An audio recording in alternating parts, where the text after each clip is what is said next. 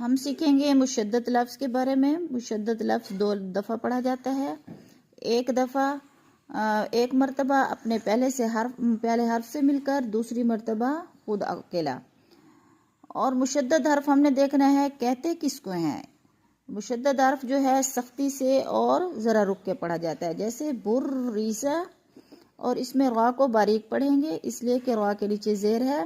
اگر را کے اوپر زبر ہوتی یا پیش ہوتا یا جزم ہوتی پھر را پر پڑھا جاتا۔ اب ہم پڑھیں گے را کو باریک اس لیے کہ را کے نیچے زیر ہے اور دوسرا را مشدد ہے، جیسے بر-ریسہ، بر-ریسہ۔